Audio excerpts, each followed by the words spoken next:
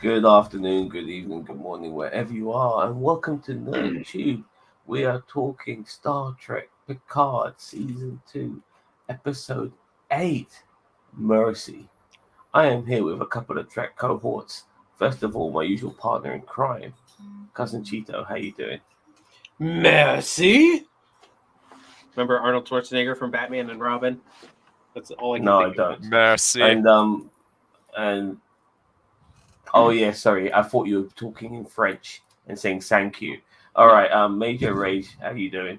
Doing great. Proud to be here once again. Thanks for having me. You're welcome, dude. Sorry, throat's a bit fucked today. I do apologize. All right, so first of all, let's just quickly get into the chat here. Hello, Daniel Vance. Always good to see you, mate. So this episode begins, and by the way, before I actually break down this episode, because I do like to break down episodes. First of all, Major Rage, what did you think of this episode as a whole? As a whole, I thought it was pretty good. A lot of what you guys said last week, kind of trends, unfortunately came to pass. Some of the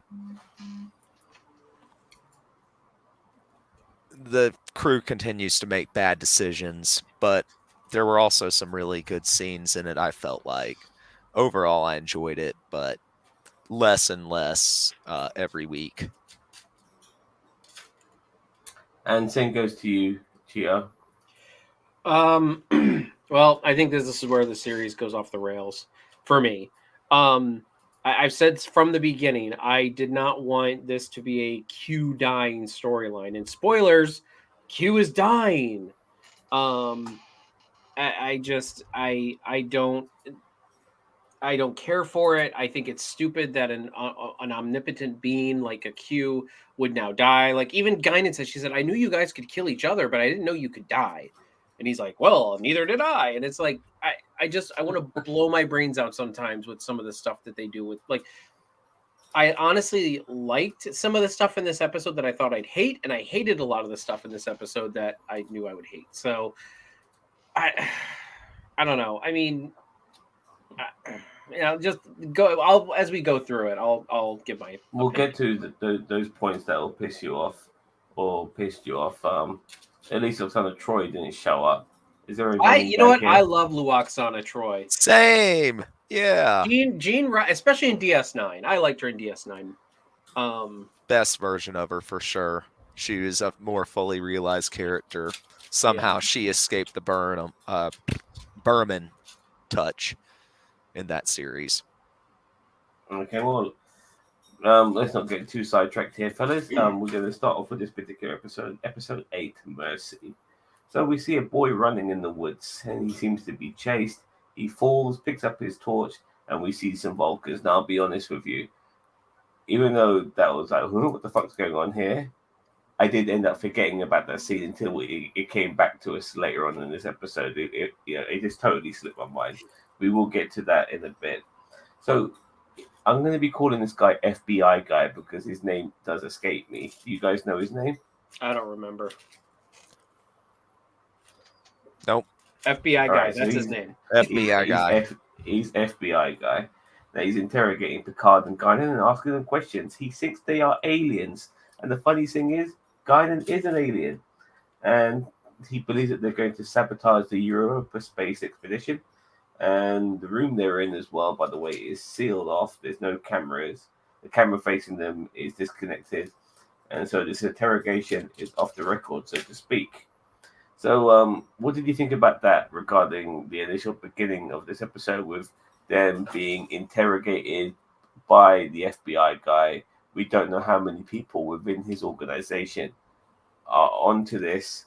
And the fact that they're not even recording this, because you would think they would want to record it regardless, they're not, makes it kind of super shady. What did you think of all of that, Mage? Well, the introduction scene, I think, kind of telegraphed the reveal that we'll run into later, but the foreshadowing was heavy-handed there, but at least there was foreshadowing.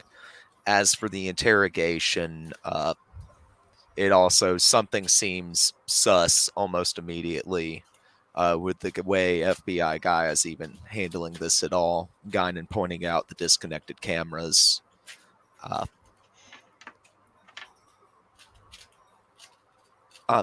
Oh, okay. Sorry, I thought your sound went. I think you're still back. I think you're with us still. I am. Okay. I just trailed off. Sorry. No problem. I'll pass on to Cheetah. This is, believe it or not, this is actually one of the parts of the episode that I thought I'd hate that I actually liked. I like the way they went about it. I like the fact that basically Guinan and Picard dissected this guy in like literally 3 minutes flat in the episode. Like, look, we know this is not exactly what it seems. You know, they broke it all down for him. They were still held there. They weren't just going to force their way out. So I did really appreciate the fact that they kind of just broke it down in the beginning, and they're just like, okay, what do you really want?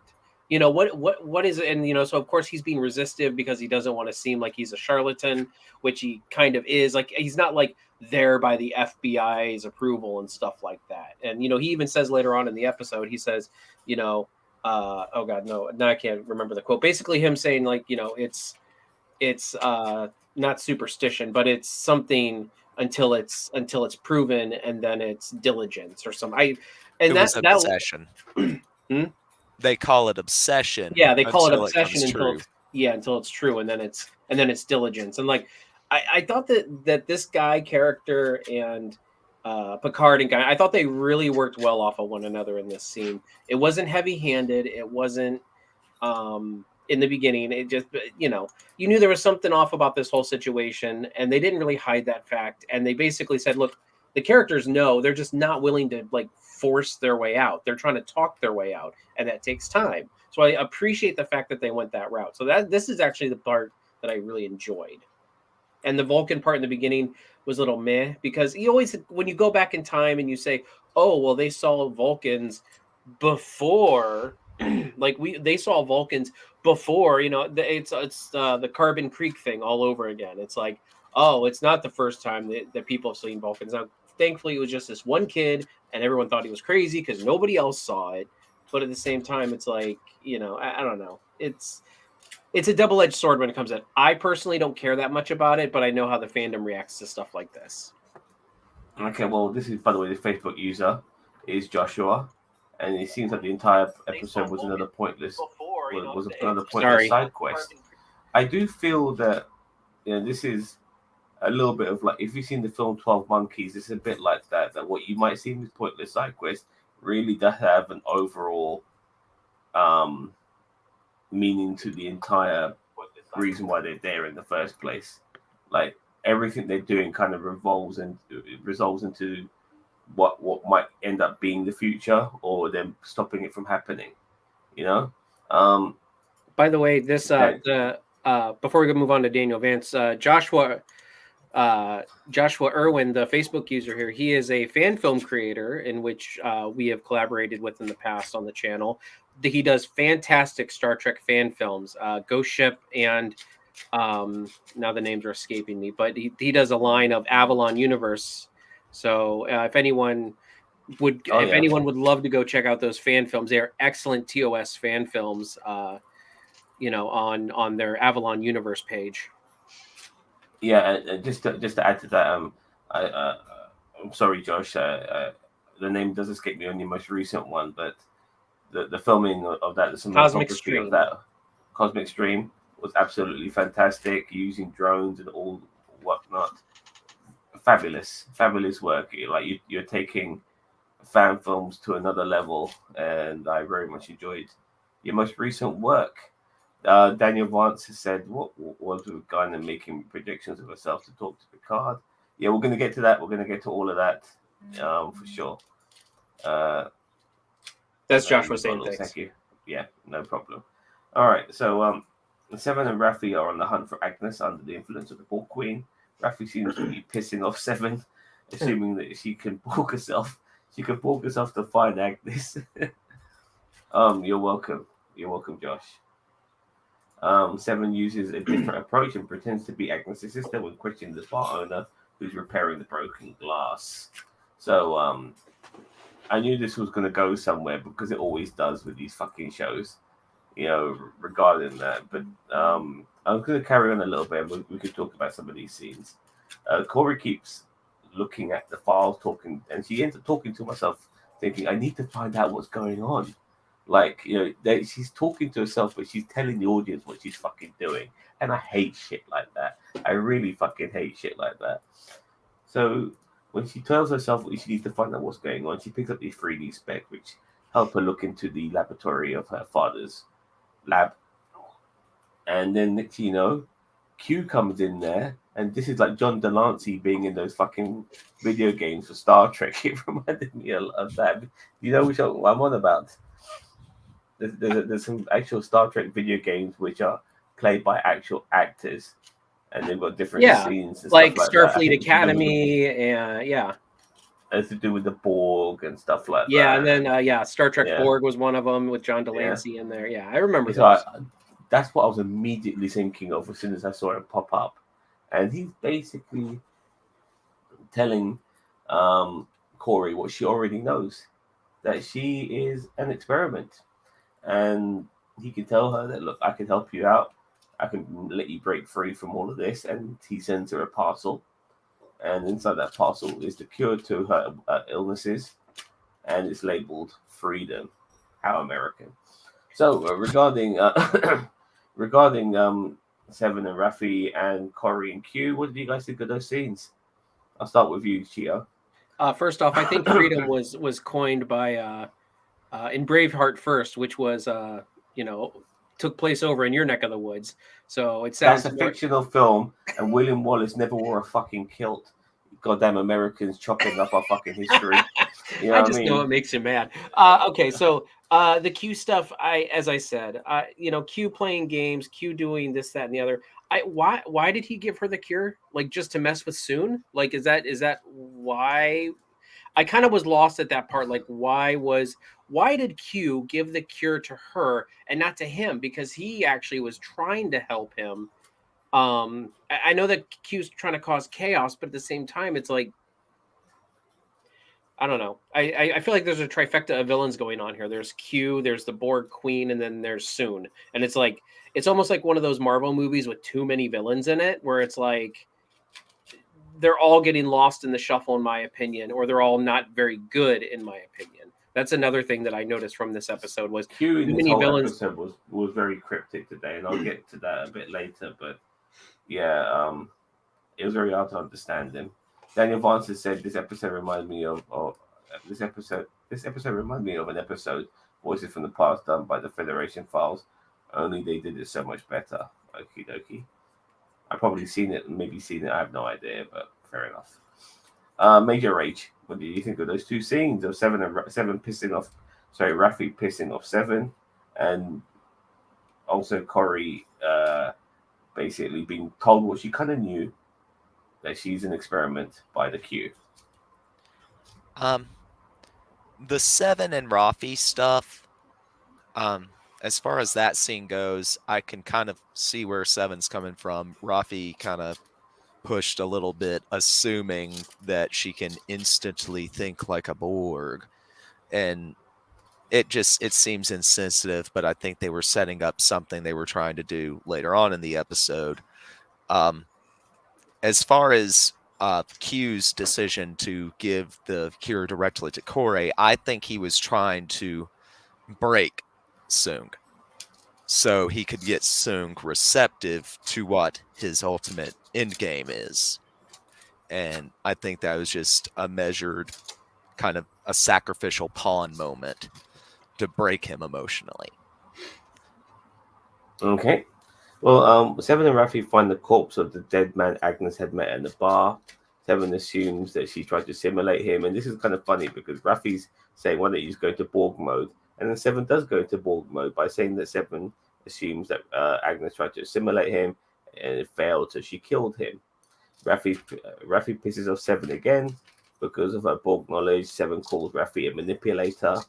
They find a phone of the dead guy, and then they hear some noise. And it's Agnes, and she's consuming car batteries like a fucking junkie. She needs that fucking battery acid, baby. And And then we have this. Honestly, it's a really poor fight going on here. You know, Agnes is obviously very powerful, being a ball queen, and she swats Seven away like a fly, and she starts strangling Raffi. But then Agnes is able to just stop for a moment. I mean, she couldn't have done that for the fucking dead guy, poor dead guy. But of somebody she does know, she's able to interrupt and stop the queen from killing Raffi. That was very nice. So yeah, what did you guys think of that scene?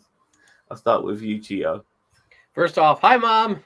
She just texted me. She's like, I'm watching. I'm like, okay. Although, yeah, okay. Anyway, so this plot line is a little weird. I don't hate it, but I'm not on board with it either. I'm glad they're giving Raffi and Seven something to do. I just feel like they shouldn't have put them together. I felt like they should have maybe. So, sorry, Jason. 1 second. That's your relative Bev. Yeah, that's my mom. Yeah. Oh, sorry. I apologize. Hello, Mom. Anyway, Okay. so but yeah, I really feel like that I really kind of wish that they put Seven and Agnes separate, like not maybe on this task together. But yeah, I really feel like that they really I don't know, this whole storyline with Raffi and Seven. As I said, I don't hate it, but I'm not on board with it. It's just kind of throwaway for me. I wish Seven had more to do. I kind of wish that Seven had someone different to bounce off of. I think Raffi maybe should have been with Picard and Guinan. Maybe doing it that way. And then Seven tracking down Agnes, or Seven and Rios tracking down Agnes. I don't know. I want something different from these two characters. I don't need relationship melodrama on a relationship that we barely got to see last season. Well, we barely saw at the end of last season, and has barely been in this season at all, except for them arguing. So I want more character development, not relationship development. That's kind of where I'm at. Okay, before I pass it on to Mage, I just want to say is that Daniel Martin said, "What is Renee supposed to have discovered that makes songs work so obsolete?" I don't know, and I don't really fucking care. I really don't. I was wondering, but I do feel like basically it's just one of those things in how it is with regarding time travel and timelines. Like she becomes a success, you don't. You become a success, she doesn't. It's really like that, so to speak. And then we have Daniel. We have No Budget Productions in the chat with us as well. Thank you very much for joining us. Hello, how you doing? They're going nowhere show. They're going nowhere show. Okay, yeah. All right. So, Mage, what do you think of all of that? So, I mean, like seven just to reconfirm, like Seven gets pissed off at Raffi for saying, just do your Borg stuff, yeah. And then Seven does her Borg stuff, and like, what the fuck are you getting pissed off at me for? Like Raffi should be thinking. You ended up thinking like a Borg for that brief moment regarding Agnes and that dead body. So why the fuck are you giving me so much grief? But nevertheless, Raffi takes it like a champion. But what do you think of those scenes, like with the fight, with the car battery acid and all that bollocks? For me, this is where it went to red alert for me. This episode started really going off the rails. I mean, you said it, like she's drinking battery acid, and Seven immediately back rolls on a thing that she said a little bit earlier that could have been a good character moment and develop the characters instead of just keeping on this Raffi and Seven aren't in a good place with their relationship. So I think I agree with a lot of what Cheeto said there.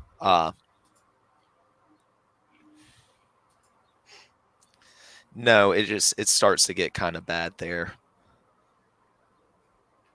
Okay, so back to the interrogation room, and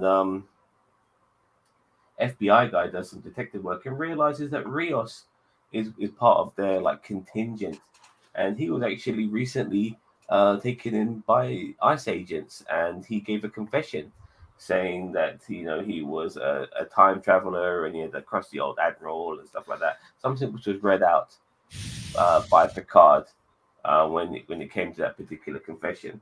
He also showed the communication badge as well because they found it in the bar. Like that was never going to be. I'm very happy they did find it in the bar, honestly, because if they didn't, it would have kind of shown the incompetence of the FBI.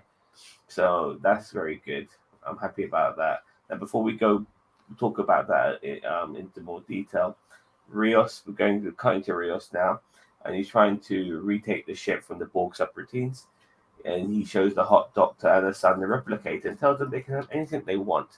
I mean, it immediately makes me appreciate replicators when you just look at it from that simple perspective. We've always seen it, but the wonder of it is fucking fantastic. My goodness, I'd be fucking like going through Gordon Ramsay's fucking greatest recipes, and fucking telling me, yeah, give me a fucking lobster fucking ravioli, baby, or some shit like that. Which is famous, one of his famous dishes from Claridge's, or a beef Wellington, or something along those lines. I wouldn't be asking for fucking cake, but nevertheless, that's what the kid wanted. He's a 9-year-old. Cut him some slack. Yeah, fair enough. Anyway, Rios and the Hot Doctor, they start to flirt a little bit. And by the way, I don't know her name either. She is the Hot Doctor, and HD baby, HD. Yeah, and so they talk a little bit. They talk about scenarios and stuff like that. And she ends up kissing Rios. And even though this was a nice moment, I thought to myself, wow, things have just got a little bit more complicated. We'll see how that pans out. But starting with you, Major Rage, with the FBI guy basically dishing out the information from Rios, from the confession he gave to ICE, to Rios himself making up with the fucking Hot Doctor in front of her son. What do you think of all that shit? It made me facepalm the first time Rios said all that stuff to the guard inside the ICE prison, basically. And so it made me facepalm again when it's getting read off. It's just like, you're supposed to be a Starfleet officer and you just blatantly disregard the temporal prime directive by explicitly stating who you are and what you're about to people in the early 21st century. It's just, oh, wow. As for the Doctor and Rios's flirting, I found the Doctor's hypotheticals very weird. And it almost had a Escape the Pina Colada song vibe to it, her whole hypothetical. And I wouldn't have found that romantic. So I was questioning Rios a little bit when he kind of rolled with it. But as you guys have noted, she is very hot. Well, the thing is, if I was Rios right now, I'd be thinking, you know what? I need to somehow get rid of this kid for a little while. Like maybe put her in like temporal stasis in the transporter beams or some shit like that, like we saw in Discovery. Because seriously, like him and that Doctor, they want to get it on. But that's called being a parent. Sometimes you just can't get it on when you have kids. So yeah. Well, I mean, I'm talking from Rios' perspective as somebody who isn't the parent, but nevertheless, Daniel Vaughn says my brain kept firing off its geek sense at the little square lights on the wall of the interrogation chamber, but the right neuron hasn't fired off an answer yet. Okay? And Ginger Greek has chimed in and says, I commend you guys for still watching this show. Well, it's a dirty job, but somebody's got to do it, mate.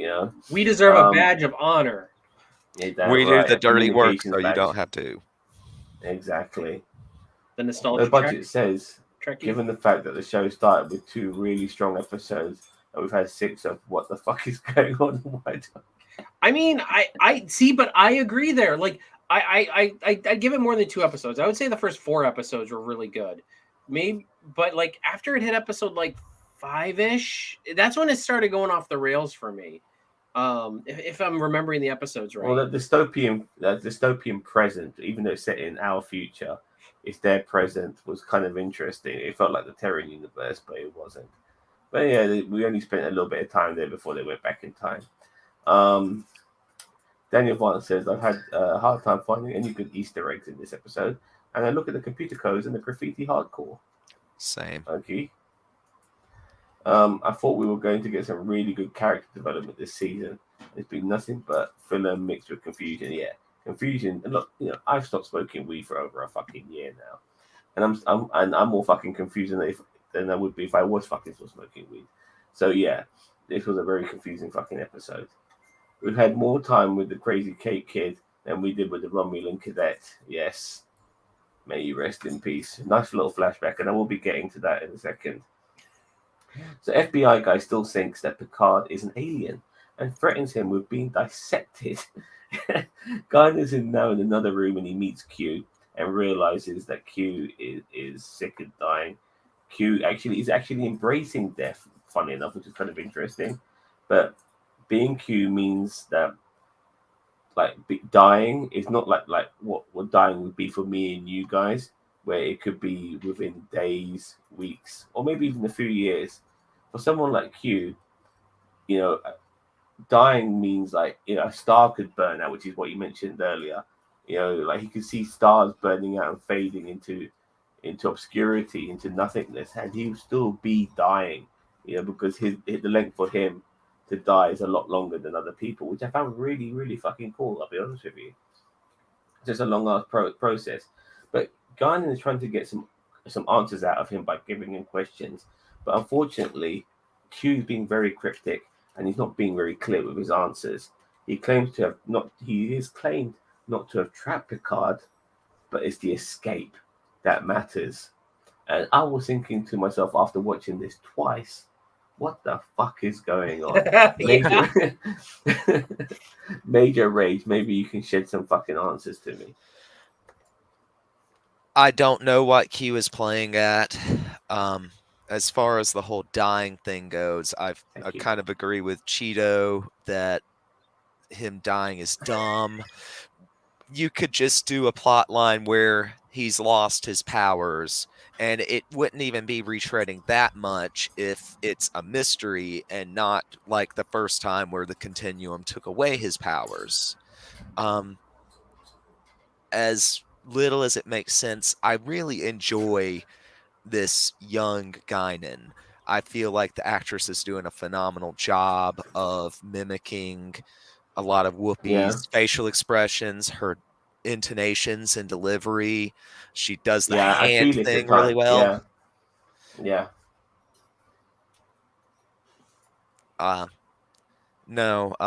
Confusing on the decision for letting Q be in whatever state he's in instead of not just being power lost. That was interesting enough as is. And just, I don't know what he's getting at other than breaking Soong and turning Soong into a damn good villain. Okay, yeah, I agree. I agree with that. He seems to be the most interesting bad guy of this particular season. No Budget says they keep writing shows with the gotcha mentality. The irony is that it's all for the wrong things because it's what the fuck is going on. Yeah, and there's too much of that. This is not a fucking film made by Terry Gilliam, for fuck's sake. This is Star Trek.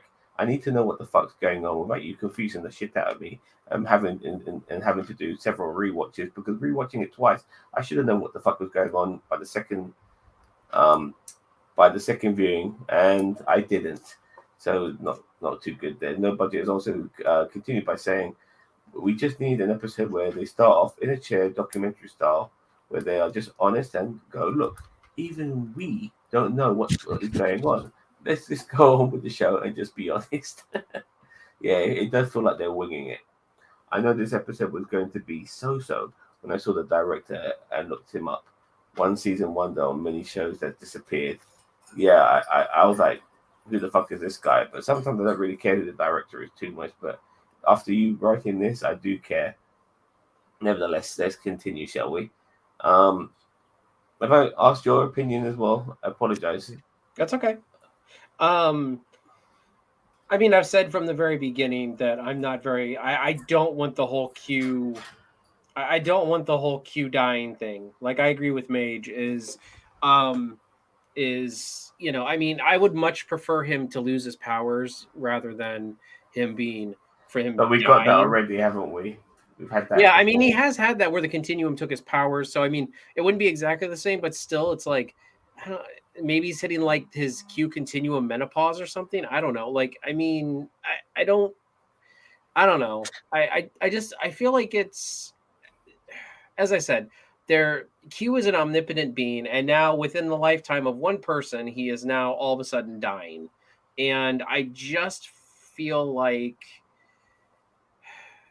they're just not doing Q, Picard, Guinan any justice in this series. I like the actress who they have playing young Guinan, but John Delancey and Patrick Stewart just they're not. Some of this stuff is so hand-fisted up in your face. It's just like as I said, the manufactured what's it called? Now I'm losing my brain.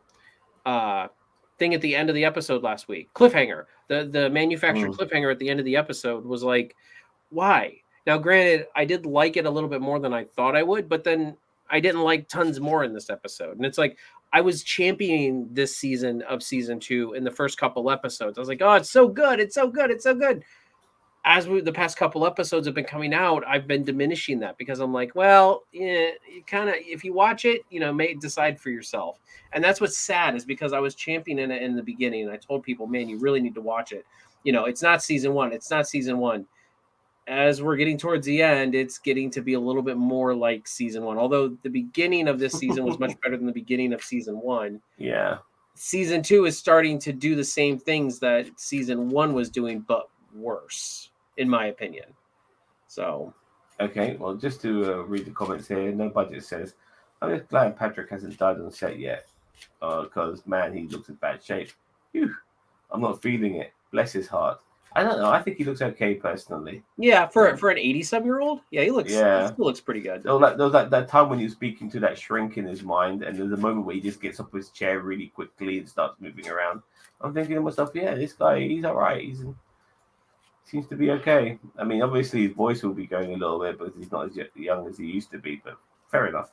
Star Trek Picard Season 2 now feels like Terminator Dark Fate. Just rehash stuff we've seen before and done better.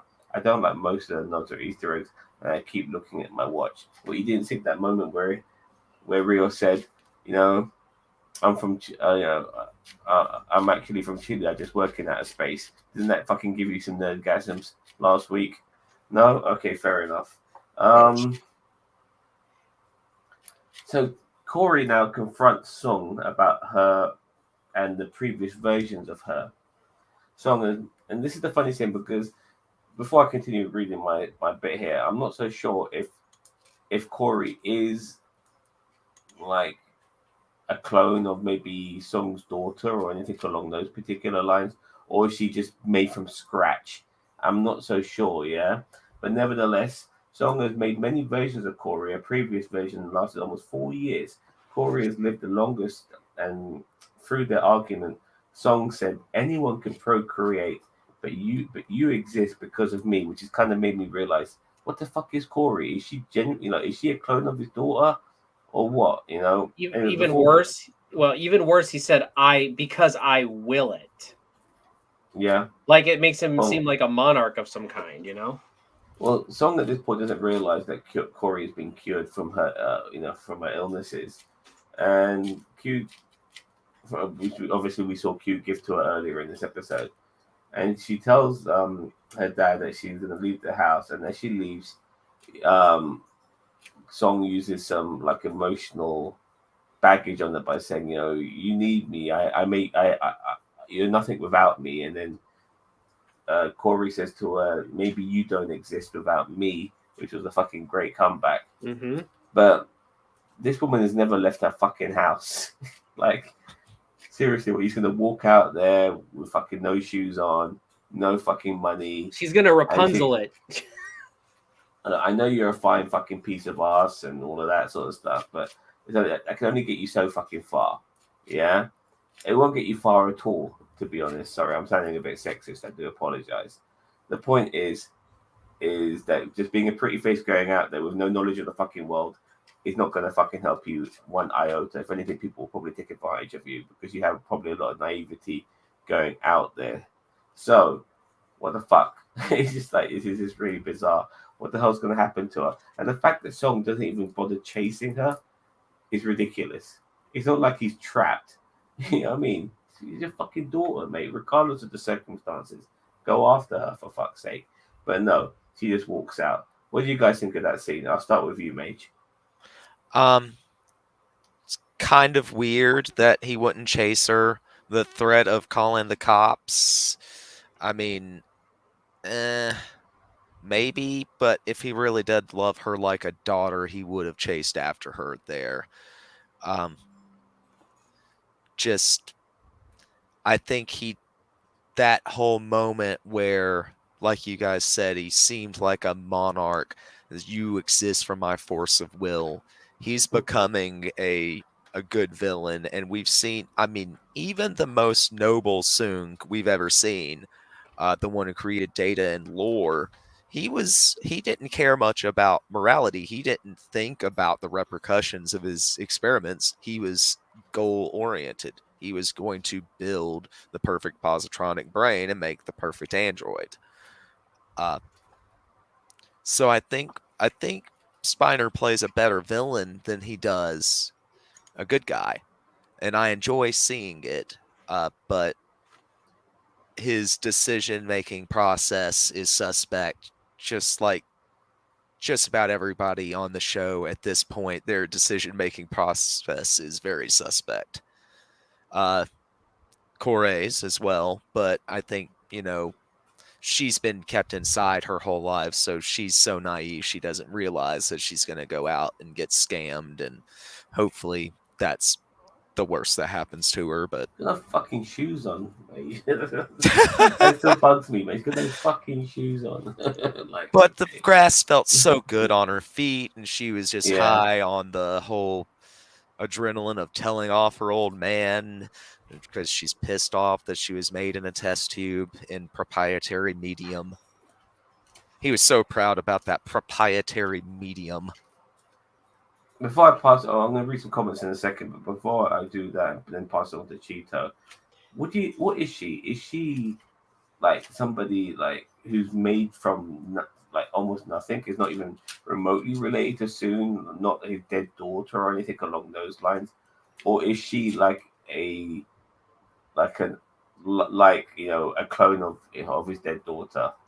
I thought there was mention of being source material, so I'm assuming that maybe it was a daughter that just didn't live, or had some kind of disease, and they kept on refining it until he could perfect it. But I'm not 100%. So I mean, Daniel Vance will probably correct me on that, which is fine.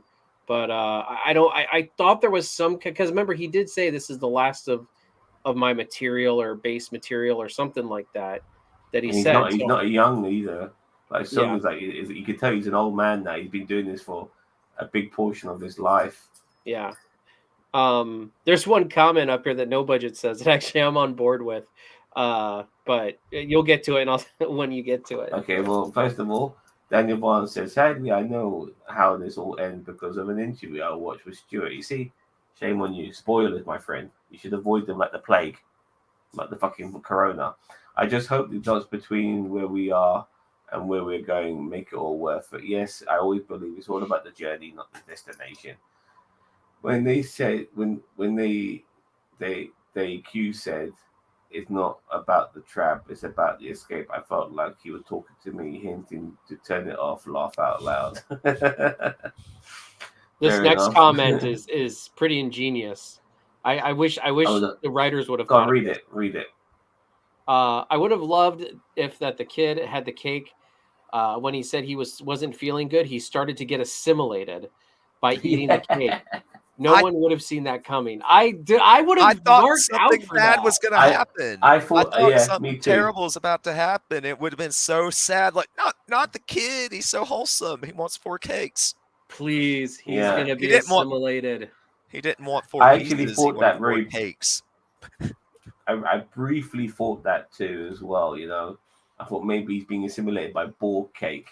That would be awesome. But yes, I'm like, man, you've won me back. You won me back, CBS. You got me back on board, then. Boar cake. How ingenious is that? Nobody ever knew. you could be assimilated by fucking Victoria Sponge. Yes. You know what I mean? Okay, Daniel Vance has said Sung didn't chase Corey because he knows where she is. No way she doesn't have some built-in genetic tracker.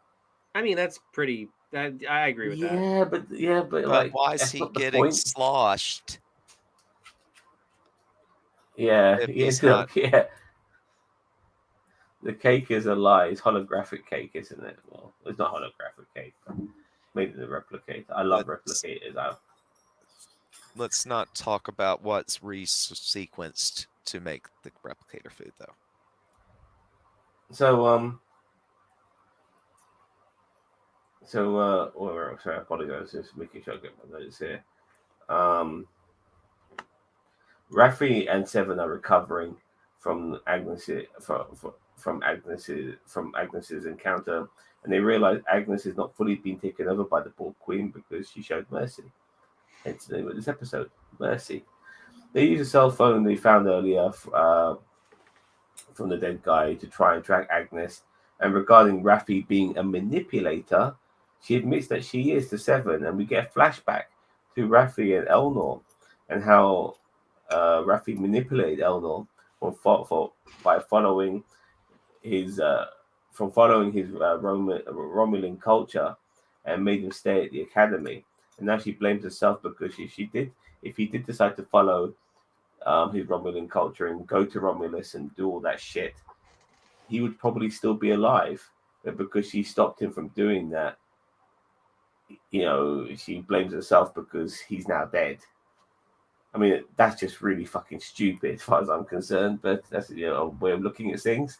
You know what I mean? I remember Kirk famously saying in Star Trek 5, should I get angry for turning right when I should have turned left? You know what I mean? It's that sort of scenario. Like, you can't, like it's just ridiculous. So what did you guys think of that regarding Raffi admitting that she's a manipulator? I mean, this whole Raffi manipulator thing, subplot, bollocks, character development in this sort of way of understanding characters, I thought was stupid. I've never looked at Raffi as a fucking manipulator. I don't know where this fucking Raffi the manipulator came from. She seems like a person who gives a shit. That's all. Maybe a bit too much of a shit, but yeah, she gives a shit. What do you think, Mage? I think Raffi is a bit of a manipulator. Ooh, okay. I think that she wants to make things her fault that aren't her fault, but I think she is doing it for attention. I think she has maybe some sort of unaddressed narcissistic tendencies going there. I mean, hence the, oh, yes, I'm a manipulator. And she, seems to make a confession, but it's more of this, pay attention to me, look at me. Let's not think about what actually needs to be focused on right now. But I Okay. don't know. I dislike Raffi. So, Cheeto? I mean, here's my thing with Rafi is that I liked her in season 1. I thought that her and Elron, right? Is it Ron or Elnor. Elnor? Elnor. Okay, I knew it was one of those two. But Elnor and Rafi, like, I feel like they would get along because, like, in season 1, Rafi was the biggest proponent of absolute candor. I mean, she put Patrick Stewart in his place many times. And Elnor just, I mean, he's obviously a part of the Kuwak Malak Wada Wada Bing Bang. And Kumquat, I like to call it. Kumquat Yeah. Malat. Yeah. And I feel like that her and him would get along pretty well. They seem to be making a left turn with her character this season now. Like she's more of this, like they want to make her more of this manipulator / guilt trip person. And it's like, I kind of don't like this version of Raffi that they're building for us. I really kind of long Tension for for the the sake Raffi of tension. Hmm? I think it's tension for the sake of tension. Yeah, it is. It's Yeah. tension for the sake of tension. It's not even really that good. It's incongruous with the way she was last season for sure. Yeah, like I mean, this is a totally different character in my opinion. If you like blacked out the face and like had me watch these two different people, I would think they were two completely different characters from season to season. Like there's no crossover whatsoever from the person that Picard went to. What was it at the mobile home in season 1? Like, Okay, I just want to get to the comments here. No Budget has said, Rafi and Seven really pissed me off because we never saw anything of the relationship. It came from nowhere last season. We never saw it. Then they keep talking about it. That's not how you write. What I want to say on this is that it would have been, regarding where they were at this particular stage, like I can understand Seven being very more like a lot more professional and just trying to have a mind on the mission and not scissoring. But earlier, earlier on, I could understand that we should have seen something of their relationship in the first couple of episodes to a degree, if that was the case, because we got none of that. Basically, Seven's gallivanting around space, shooting space pirates, and fucking Rafi's back in the academy. So we got no dose of their relationship whatsoever. And yeah, it's bad writing. I agree. Daniel Vaughn says they covered the relationship in the audiobook that takes place after season 1 at No Budget Productions. Okie dokie. But who gets the audiobooks? Comics and audiobooks should complement the show. It's not be a requirement. I totally agree. I agree also. I 100% agree. Agreed. They foreshadowed a lot of the other books that came out. Try trying to fix things with Seven. Go fix things with your son. No budget. Savage. Who no Very budget good. with all candor. No budget, all candor. So a Song's now getting pissed out of his face, and in England, when we say getting pissed, we don't mean being angry. Well, it can mean being angry, but it also means to get intoxicated. Yes, and so we see a drunk Song. I don't think he seems to be doing a lot of this season, getting drunk and being upset and being miserable.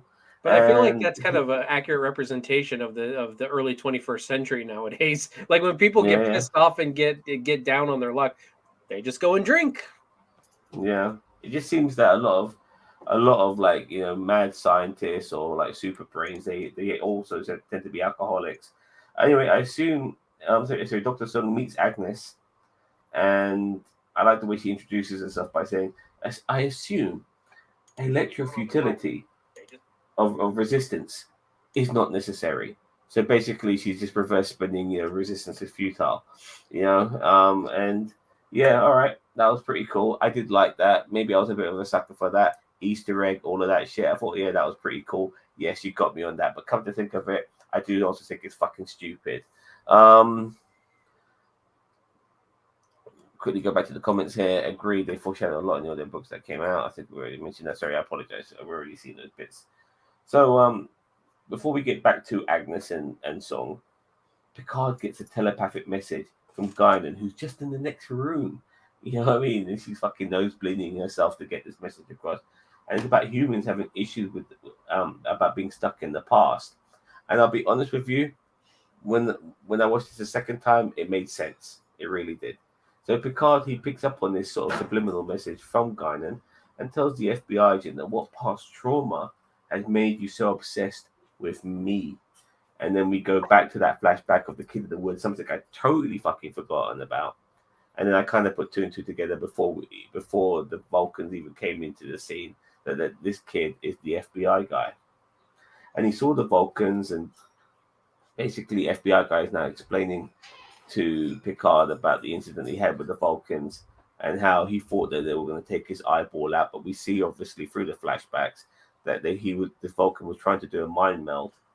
But before he had a chance to do the mind meld, they were transported, which is something he saw Picard do when coming to 10 forward, which is what he has that clip of that on his phone.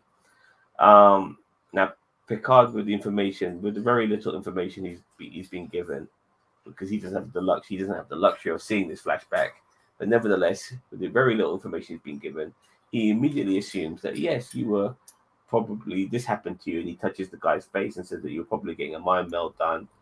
And this kind of blows the FBI's mind in regarding what's happening, because he's starting to understand. And then the FBI agent, Picard explained to the FBI agent what was really going to happen to him, and then Picard then just spills the beans again because fuck the Prime Directive this season. The Prime Directive don't mean shit. Temporal Prime Directive. Yeah, exactly. The temporal Prime Directive. Yeah, I apologize, just to be more precise. And he tells him, "Look, I'm from the future, and I've come back in time, not just to save the present, but to save the future, to save our galaxy." And he wants FBI guys' help. And I have to be honest, at that moment when Picard said it, even though it was fucking stupid, there was a there's these times of sincerity he has about himself that makes you warm to him and makes you think, you know what, I'll follow this fucker off a cliff. And that was that particular moment right there. Even though it was fucking stupid, I did warm to him. His delivery was fantastic. Shakespearean British actor, I may add. So yeah, what did you guys think of that? I'll start with you. With a telepathic message, and we obviously getting an understanding regarding the flashback with the kid in the Balkans, and now Picard basically saying fuck the temporal prime directive because that's been fucked over a lot this season. What did you think of all of that, Mage? The new insert Elorian kind of telepathic ability seems a little Deus Ex Machina at that moment, but Picard is clever, so I think he would have picked up on a suggestion like that.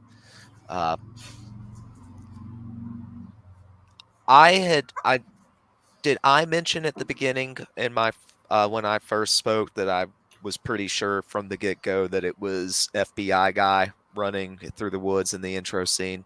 I think you mentioned it. Yeah, so I wasn't surprised there. I felt vindicated, but the whole getting teleported away mid-mind meld, I felt that was, I mean, about as well written as could be. At first, before I saw the survey tech, I was like, are these descendants of the Carbon Creek Vulcans? But they're obviously some sort of kayfabe. Oh, the one from Enterprise. Right, yeah. Yeah. But that story was the funniest of the Enterprise stories, in my opinion. I laughed at that story. I like in the positive way, by the way. Oh, it was a really good episode of Enterprise, I feel like.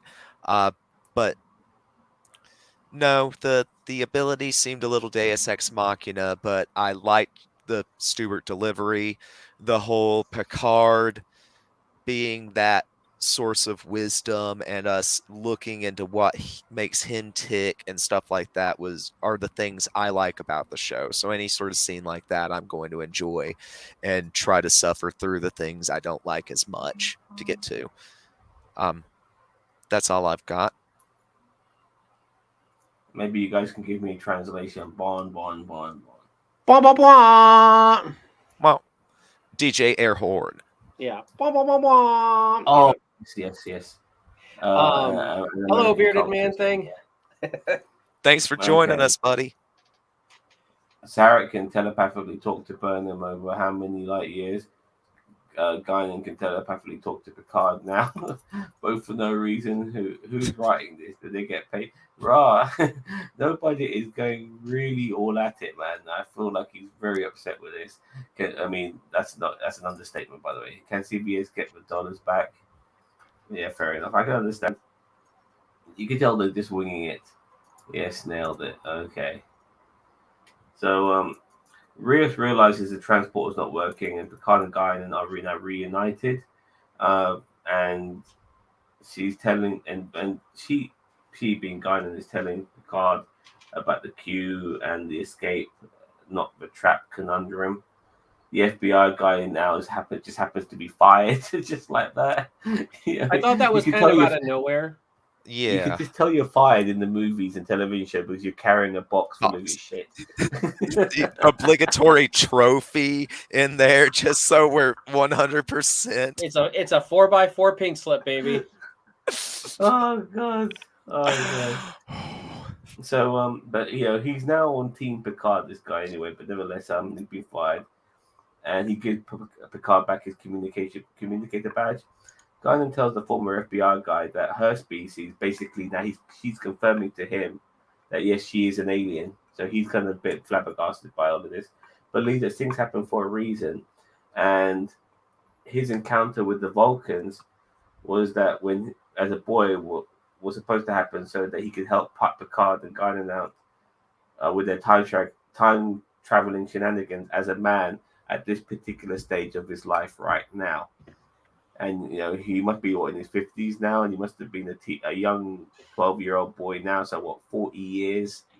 A 40-year gap, maybe. So, but yeah, nevertheless, it was there to help him out now. So it was a very inspiring speech, and he's been, he starts to get, ever since Picard explained the mind meld thing to him and what really happened, he's just getting blown away all the fucking time, which is pretty cool. So we're going to come to the end of this episode now, and we can talk about all of this. Borg Agnes tells Sung, if the Europa mission happens, you'll be a forgotten man. But if it fails, you'll be remembered, leaving a legacy for centuries to come. And then Sung, next thing you know, he's hired some mercenaries at the best that money can buy. And then, just like a mobile phone, when you touch your thumb on the screen or the back of it to unlock it, that's what she does to these fucking mercs, Agnes. She touches them with her fucking thumbprint. They get she's using thumbprint technology and unlocks the Borg within these motherfuckers, and they get assimilated. And now she's got Borg mercs on her team. I mean, we saw her assimilate one, and she might probably end up assimilating all of them. But you look at Sung, and Sung is thinking, "What the fuck is going on here?" And you can see there's a moment of regret. But I'm surprised Agnes hasn't assimilated him either, because you would have got. I'm right. I was just gonna say that. I'm like, okay, she's assimilated the mercs. But you assimilate Sung, you got all his info. You know what I mean? Sung ends up being your drone. To do your bidding. You control him by assimilating him. You're in him as well as all those others. So, whatever. I mean, let's not get too complicated, shall we? Or too on board on how the Borg are supposed to be, shall we? But nevertheless, we have now Merc Borgs. Agnes is now assimilating people now, finally. And we're on to the penultimate episode next week. So that was this episode. And I have to say, I know you guys, a lot of people are shitting on it, but it was okay for me. But I do 100% understand the gripes people have with this, and I get it. I totally get it. You know what I mean? But there's times where I'm laughing at this, not laughing with it, and thinking, all right, whatever, yeah, blah, blah, blah, blah, whatever. You know what I mean? Let's just go. At least we're only a couple of episodes left, and this fucking season's ended, and we don't have to worry about this shit for another year. So, because we're at the tail end of things now, maybe I'm kind of cutting it a little bit of slack, because I know it's going to come to a culmination soon enough. But with the Borg, with Agnes now assimilating people, what did you think of all of that? With Guinan talking to the FBI guy. Now the FBI guy is now part of Team Picard. What did you guys think of all of that? I'll start with you, Mage. I once again loved the acting by the new younger Guinan. I thought that her speech was really good. It was a bit of well-written piece of writing. As for Agnes making Merc Borgs, that maybe they'll end up being, like you guys said last week, I don't know how a Borg would really end up being a full Borg without existing implants to go ahead and put on them. So hopefully that we don't get zombie proto-Borg, but man, I hate it when I'm right. That's all I'll say about that whole bit. And also, like you guys said, why the hell didn't she just assimilate Sung? The only explanation is because the writers want to show off their villainous Brent Spiner a little bit more. Who, in my opinion, end up turning to the light side of the Force when his conscience gets the better of him, and he probably thinks, fuck my legacy. I can't have the whole Earth be taken over by fucking Borg. So I do feel that's going to come into play. He'll probably have a contingency plan somewhere along the line. Before I pass it on to you, Cheetos, let me just read some of these comments. So you're in the middle of a mind meld, you get transported. You know it might not have worked. No one thought, hey, hey, we might want to go fix that. Make sure. Might be logical. It's so true. It's so true. No wonder people in Enterprise think Vulcans are dickholes. They are. So Sung is working with the funny thing is the Vulcans in the past in that episode of Enterprise, they were really loved by their human being friends, which is what made me like the episode so much. And even though they were emotionally like devolved of any sort of personality, which made it even more fascinating. Song is working with the Borg nanobots from First Contact. That's why there's only so much material to work with. The discoveries, the remains of the Enterprise deflector, and Borg that Worf destroyed. No, this is before all of that. What do you know about? Yeah, this is before all of that, because they went back to 2024. It's just 2 years from now. Which how the hell does Soong, a small private scientist whose funding's all been cut, have this sophisticated level of tech? But yeah. Well, I think they need to not steal Alice's look from Resident Evil with that slow mo walking. Yeah. And she's wearing those fucking boots as well. Yeah, those Doc Martens. Borg boots are Slow mo meant walking for dress. walking. Get out of my head, Cheeto. After she kicked Raffi in Seven's butt. Yeah, he better turn, cause man, he's giving the whole free candy can vibe. I do not like it. Jurati's dress is one of the high points of the season. He's been doing his job since it first appeared. Yeah, tits and legs. That's for sure. Cheetah, what have you got to say regarding these final scenes? I mean, with Ag Queen. I mean, instead of drag queen, we can call her Ag Queen, because she's the Borg Queen. Yeah, let it catch on. So with all of that, I mean, yeah. Why has she not assimilated soon? B, why? Okay, so, and maybe this is all a part of the Queen's manipulation. But like, what she knows that if Soong survives, eventually the Borg Queen is going to be caught by the Confederation and killed. Like, because that's the timeline they came from. The Borg Queen was captured, the Borg collective was destroyed, and so I don't know if maybe she's going to try to change that future regardless, and she's just using him, probably. But still, it's like you don't want that future to come to pass, though. So what's you trying to make a third alternate future where everything's assimilated? I mean, I guess that would be her motive, but she doesn't really give a fuck. She just wants to assimilate. Yeah, I mean, she just wants that sweet, sweet assimilation, that penetration of those nanobots. Mage, what were you going to say? Nothing of import. I think you hit it. Oh, okay. The other thing is, assimilating the mercs. It's like, okay, I really hope we aren't going into Borg zombie land.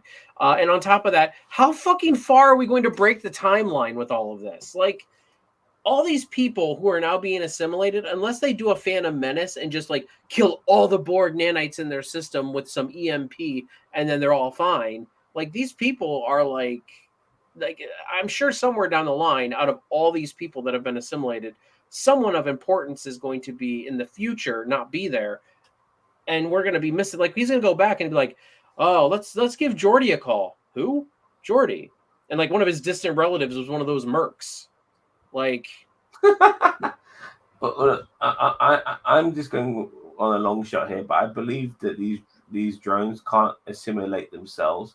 The only person who could do the assimilation is the Queen. So these are like basically these drones are unable to assimilate. So I don't think they're not autonomous. They have to be reproduced through the Queen initially before before things start to change and go the way of how Borgs regularly work.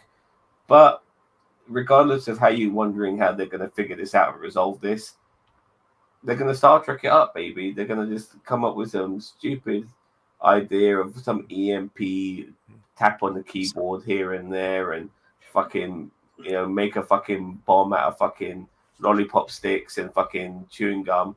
Set your tricorders to the right frequency, and we can EMP them. Because remember, they did use an EMP earlier in the season. Man, that mobile phone, that mobile cell phone, what you guys fucking call it, that's gonna be the fucking answer to all the problems. Not just finding fucking Agnes, but they're able to because it's that particular technology, they're able to edit.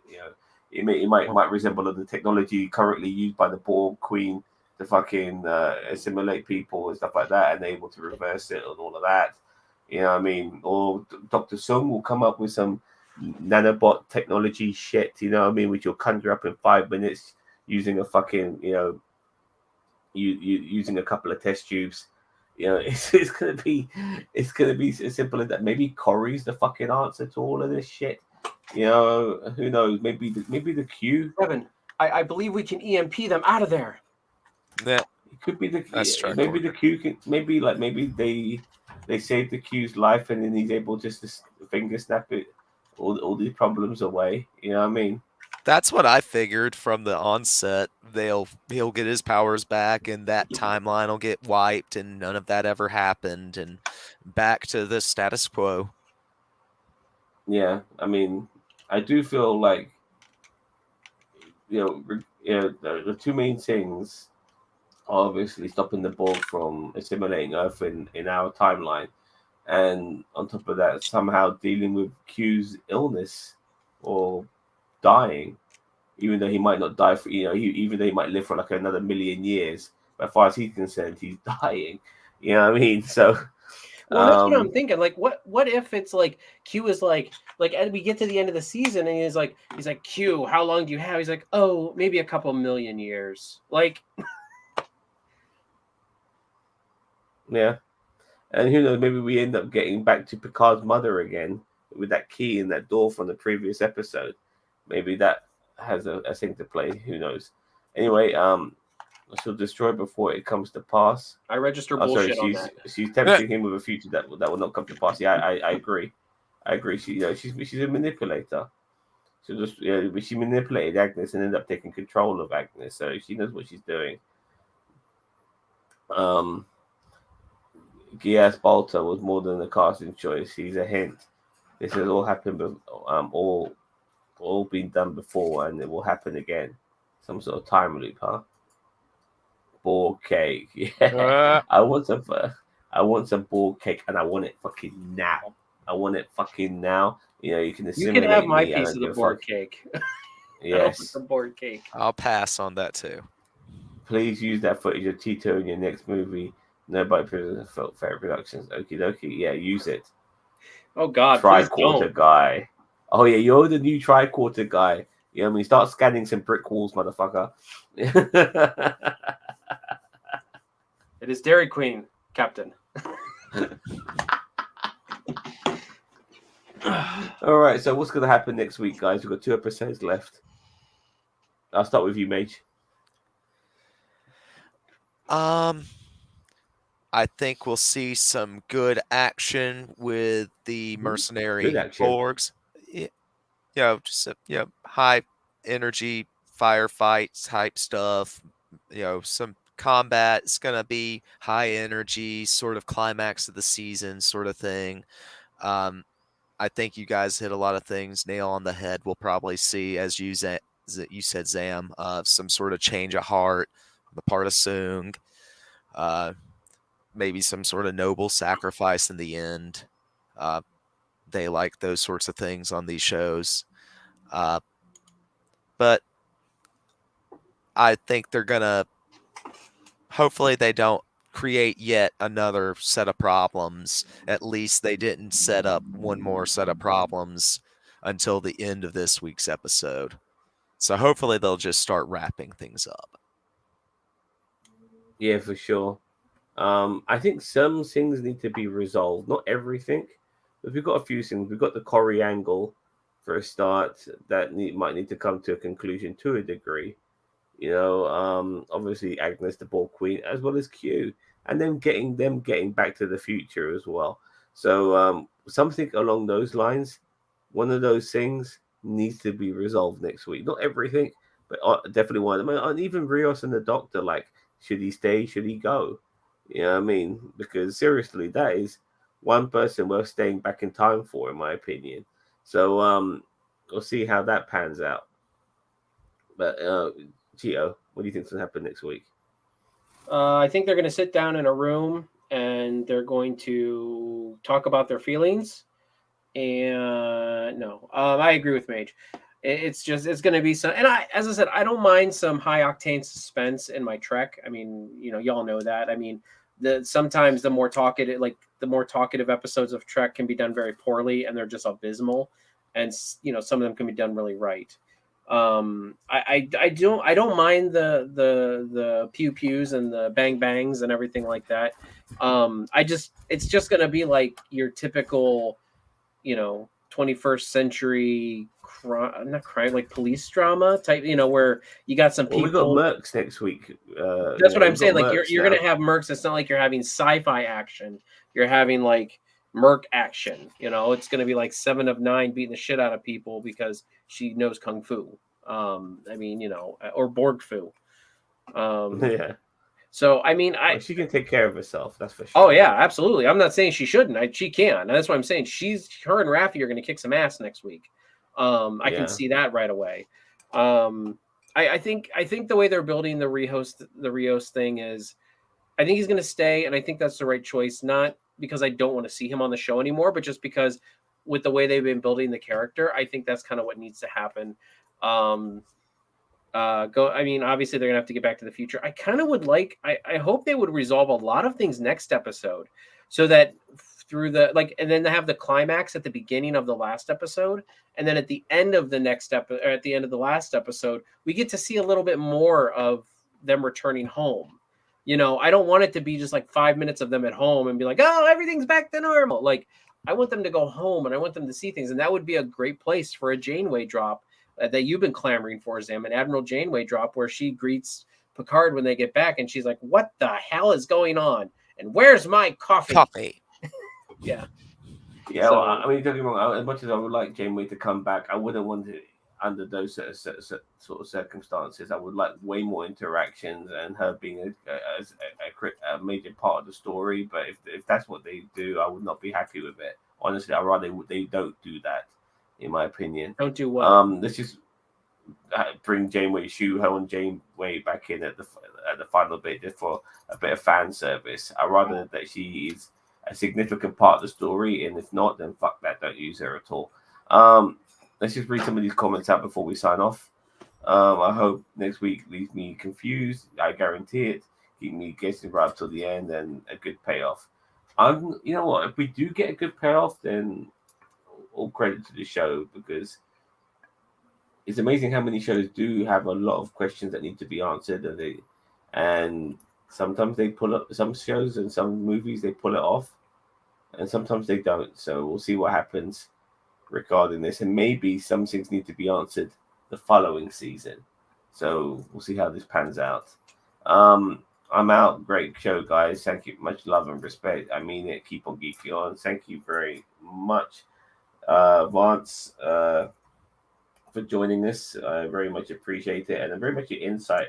And I really loved your hating on Picard. I really, really, really fucking loved every minute. You just love the hate.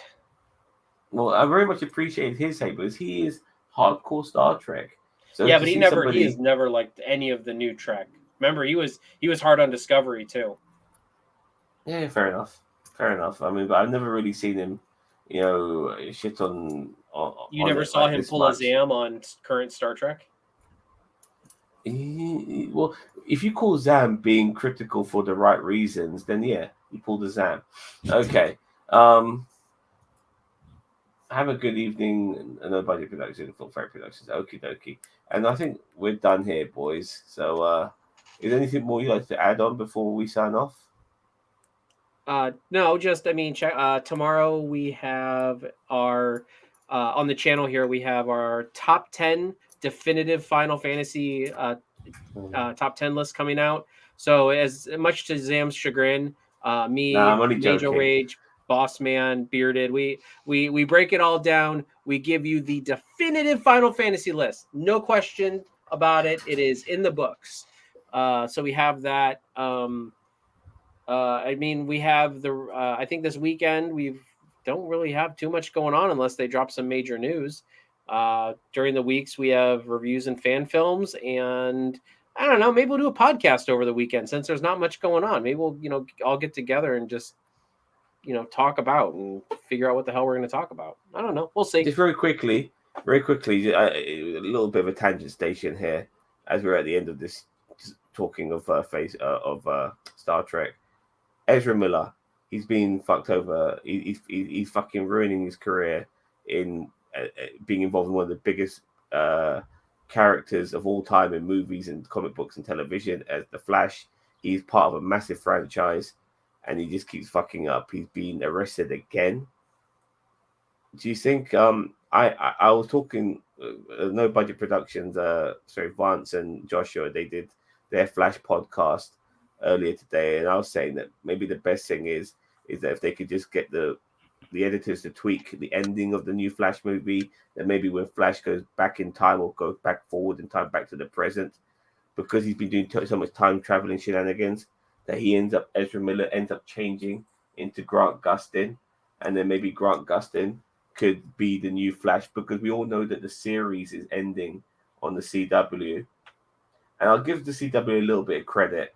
Even though I got burnt out on the CW, at least they gave us a DCEU in some sort of capacity with a variety of different shows and stuff like that, all intertwined. But it was just bloated. That was its problem. It was too much. Mm-hmm. But Grant Gustin, in my opinion, would be the ideal person to replace Ezra Miller. What do you guys think? Do you think, like Ezra Miller, like, you've blown it, mate? You're too much of a liability. I've never liked Ezra Miller as the Flash, so I'm all for timey-wimey replacing him with Grant Gustin.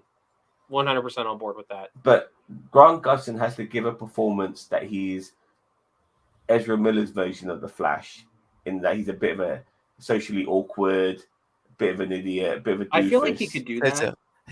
Roll it back to how Barry on the CW Flash was in season 1, or even how he was in Arrow before he had his powers a little bit. Gustin has that range in him. He could pull that off. Yeah, sorry, I love him as Flash.